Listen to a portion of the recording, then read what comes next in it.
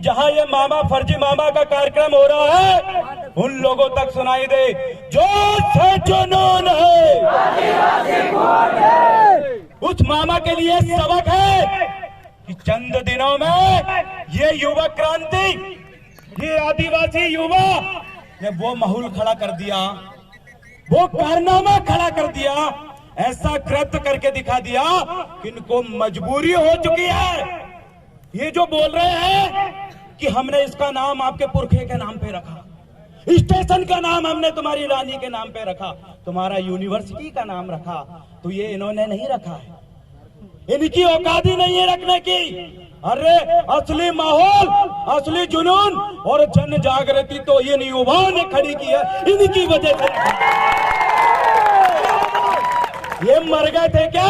चुनाव तो हर साल होते हैं, चुनाव की वजह से इन्होंने हमारे बाप दादा और महान पुरखों को सम्मान देने का काम नहीं किया है। चुनाव हर साल होते। मेरे युवा साथियों, अभी हमारी मात्र 20% जन जागृति बढ़ी है, मात्र 20%। सोच लो 2024 के पहले जिस दिन ये 50% भी हुई तो बिना सरकार में पहुंचे हम इनकी नींद उड़ा देंगे। मेरे साथियों, हल्के में लेने का काम जो सत्ता में बैठी भाजपा सरकार कर रही है और विपक्ष में नकली विपक्ष बन के बैठी कांग्रेस सरकार कर रही है।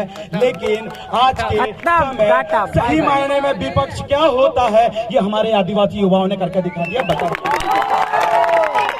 मेरे भाइयों, इस गोंडवाना की भूमि में भील प्रदेश में खड़ा होकर ये देव रावण गौंड उन तमाम लोगों को ये चेतावनी देना चाहता हूं कि अगर तुम्हारी गद्दियों में, तुम्हारी सीट में अगर तुम्हारी जड़ चली गई हो तो उन कुर्सी को खाली करने का वक्त आ चुका है।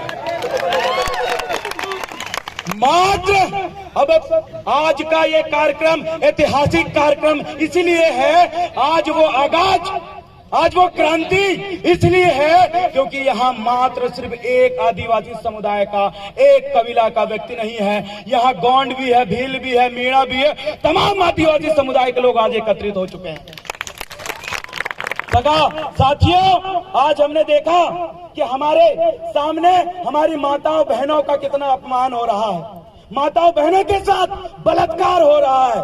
और एक तरफ ये मामा कहते हैं, ये मामा कहते हैं कि मैं मामा हूँ, टांटिया मामा से अपने आप का अंतर करते हैं। इनको याद दिलाइए, टांटिया मामा ने कभी चुनाव नहीं लड़ा, टांटिया मामा ने मुख्यमंत्री बनने के लिए इनकी तरह, फर्जियों की तरह विधायक नहीं खरीदा। टांटिया मामा ने, अरे टांटिया मामा को उनके सगे भाई ने भी महिला का हाथ पकड़ लिया था, उनका हाथ काटने वाले व्यक्ति हमारे टांटिया मामा थे। हर एक महिला उस समय 100% सुरक्षित थी, उनके साथ कोई भी शोषण अत्याचार नहीं होता था, इसलिए माताएं बहनें उनको भाई और हम सब उनको मामा कहते थे। आज उनको बता दो कि जिस टांटिया मामा ने, जिस टांटिया भील ने अपने भाई का हाथ काट दिया था थोड़ी सी हरकत की वजह से, आज वो मामा ऐसे सैकड़ों बलात्कारियों को अपने साथ में बैठा है। उसने तो मामा कहने का हक अधिकार भी खो दिया, उसको मामा कहने में हमें शर्म आ रही, कभी कोई नहीं कहेगा। क्या वो मामा कहने लायक है? क्या मामा कहने लायक है?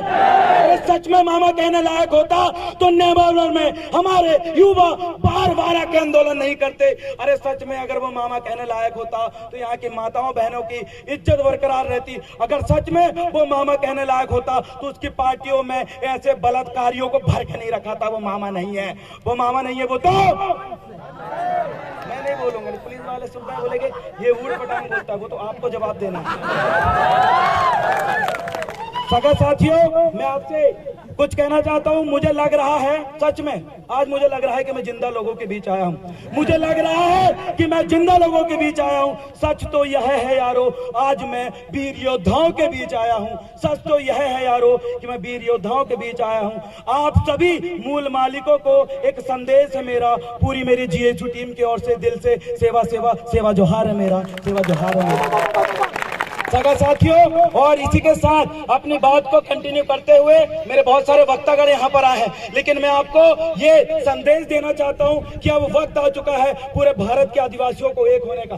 आज वक्त आ चुका है, अगर जिस दिन पूरे भारत के आदिवासी एकत्रित हो गए तो हम 5वीं अनुसूची की बात करते हैं। अब हम बात करेंगे कि 6वीं अनुसूची के संपूर्ण प्रावधान को 5वीं अनुसूची में लागू, 6वीं अनुसूची के पूरे प्रावधान को 5वीं अनुसूची में लागू करो। अब हमें ऐसे अधिकार की जरूरत है। 5 और 6 में नहीं बटना है, अब ओनली 6 चाहिए। हमें संपूर्ण धरती के हमें मालिक हैं। ये लोग हमारी धरती में आकर हमारे लोगों को पहला फुसलाने का काम कर रहे हैं। आज ऐसे लोगों को इस मंच से जवाब मिल गया है। उनकी तो नींद उसी में उड़ गई है जब उन्होंने देखा कि भील प्रदेश और गोंडवाना प्रदेश के लोग एकत्रित होकर हमारे खिलाफ उलगुलान चढ़ रहे। मेरे जितने युवा शक्तियां हैं, मातृ शक्तियां हैं, अब वक्त आ गया है कि आप साबित करो। ये पंचायत चुनाव में इस प्रकार से साबित करके दिखाओ, इनका सुपड़ा साफ कर दो अपने क्षेत्रों से। सही मायने में वो इनको सबसे बड़ा जवाब होगा। ये राजनीति हमें सिखाते हैं, इनकी औकात नहीं है। राजनीति क्या होती है अगर पढ़ना है तो आदिवासियों का इतिहास पढ़ो। समाज नीति क्या होती है अगर समझना है तो आदिवासियों का इनके इतिहास को पढ़ना पड़ेगा। सगा साथियों, इतना कहकर मैं अपना स्थान ग्रहण करता हूं और अंतिम में आप तमाम युवा साथियों से कहना चाहता हूं कि हमारे जंगल हमारे हैं, हमारी जमीन हमारी है। जान दे देंगे अगर कोई जल जंगल जमीन को हमसे कोई छीनेगा।